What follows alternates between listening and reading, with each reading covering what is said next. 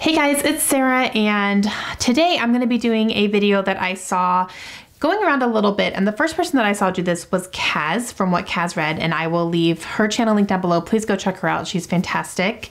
And I really like the idea of this video, and it is talking about the top rated books on our TBR. So you go to your TBR list on Goodreads and you sort them by highest rated for their average rating, and you kind of see what's on your TBR that is, has the highest average rating. So I thought that was really cool, and I'm going to do that today.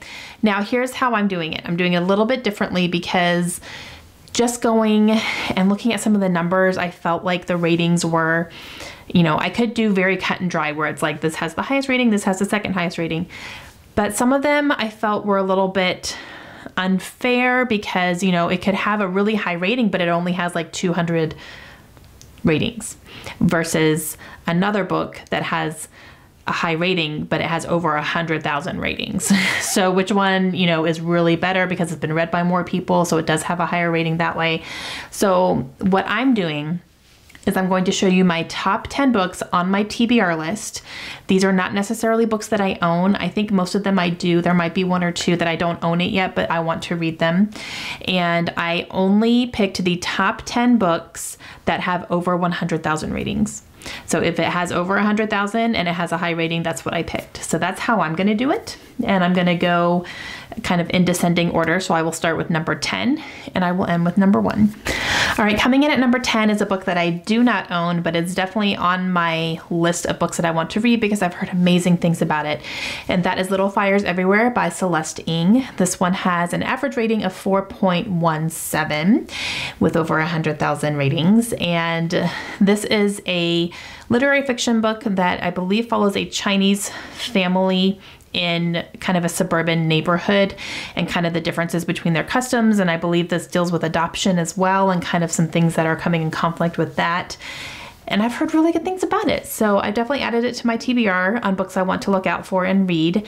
And the paperback, I believe, is coming out soon, and I really like the cover for it versus the hardcover. So I'm going to definitely be keeping my eye out for that one. Coming in at number 9 is The Storyteller by Jodi Picoult at a 4.27 average rating. And this one, I just did a try chapter tag with this one, and I really did enjoy the first chapter. It wasn't the one that I ultimately picked, but this is definitely one that I'm really excited to read. This is a World War II historical fiction by Jodi, who is my favorite author. And so I know this is going to have a lot of conflict. I know it's going to kind of tear up my emotions a little bit and make me think about things a little bit differently. And it's going to be a hard-hitting book, but I'm really excited for this one. And coming in at number 8 is Americana by Chimamanda Ngozi Adichie. And this one has an average rating of a 4.28. And I've read one book by her so far, and it was fine. It was a fine read. It wasn't my favorite, but this one is actually going to be a fiction novel, so I might enjoy this one a little bit more. And I believe this follows two sisters who come over from Africa to America, and they're kind of, seeking citizenship and kind of how that's happening. So yeah, but again, really high rated, and I've heard amazing things about it. Coming in at number 7, this one also has a 4.28 rating, but it is rated a little bit higher because it has more ratings than Americana does. But that is Cutting for Stone by Abraham Verghese. And this one follows two brothers who are the product of an Indian woman and a British surgeon, I believe. And their mother has passed away, their father has disappeared, so they're kind of left orphaned, and they are kind of fending for themselves. And I believe this follows them, growing up and dealing with all this stuff together. But yeah, I've heard really amazing things about it. The next one is The Pillars of the Earth by Ken Follett, and this has a 4.30 average rating. And I have technically read this book, but it has been more than 10 years since I've read it, like way more than 10 years, I think. So I am actually going to be revisiting this, and it's on my TBR because I'm going to be reading this sometime this year for my birthday reading project. So I will be getting to this again and rereading it and kind of refreshing my memory on everything that happens in here. But this is a historical fiction book that follows monks and people who are building cathedrals, and that premise sounds really, really boring, but I remember just absolutely loving this book and being surprised at how much I loved it. So I'm really excited to get back to it again and to kind of refresh my memory on why I loved it so much, and then actually read the entire trilogy now. And yeah, so I'm really excited about this one. And next up is a book that I have on my Kindle, and this is a Colleen Hoover book, and it's Maybe Someday. And this one has an average rating of a 4.31. I do not know what this one is about. I want to say this one revolves around music somehow, and music brings two people together.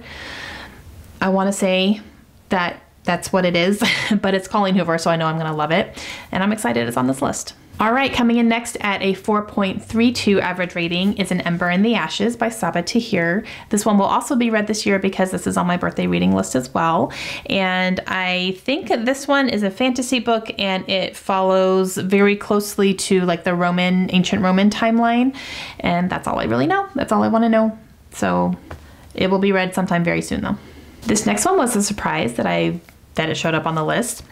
This is book number 2 in a series that I have read the first book, but I think I would need to reread the first book in order to continue on the series, but I definitely want to. The one that's on the list is Lover Eternal, and this is by J.R. Ward. This is book number 2 in her Black Dagger Brotherhood series, which is a vampire series. This one has an average rating of a 4.35. I did read the first book a few years ago, and I actually really did enjoy it when I read it, but again, I would need to reread it in order to continue because I don't really remember enough of it in order to just pick up book number 2. But I definitely want to do that because I do remember really enjoying the first one. And another book that has popped up is on my birthday reading list, so I will be reading this sometime this year, and I'm really excited for it. That is Between Shades of Grey by Ruta Sepetys, and this one has an average rating of a 4.36. I loved her Salt to the Sea book, which is the one that I read last year, and this one I'm really excited to read as well. And I believe this one follows a train that is carrying Lithuanian refugees during a wartime situation and kind of what happens to them. And I hear it's very heartbreaking, and it's something that has actually happened in our history, but no one really knows a lot about it. So this is a fictionalized take on that, and I'm really excited to read it. And coming in at number 1, the highest rated book, average over 100,000 ratings on Goodreads. It was not really a big surprise to me, but that is The Name of the Wind by Patrick Rothfuss. This is an epic high fantasy that is basically a renowned sorcerer in his time, and he is giving his life account to a journalist, and so he's taking all this down and basically telling things about his life. And yeah, I've heard completely nothing but amazing things about the series. And I do have the first 2 books. Book number 3 is not out yet. There's a whole thing about that. People want number 3 so bad, but it's like not even been announced anything. So we don't know what's going to be going on with it. But yep, so this is definitely the highest rated. It comes in at 4.55 average rating. And yep, didn't surprise me at all.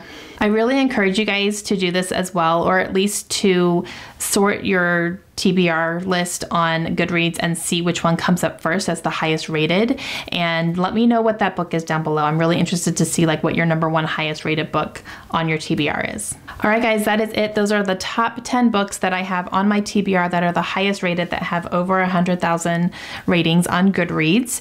And I was not surprised by some of them, but some of them I kind of was. So that was really interesting. Let me know down below if you guys have read any of these. Which one should I give a try first? Some of these are going to be read this year for sure, but if there's any other ones that you think I should get to as well, just let me know. And I will talk to you guys again soon. Hope you have a great day.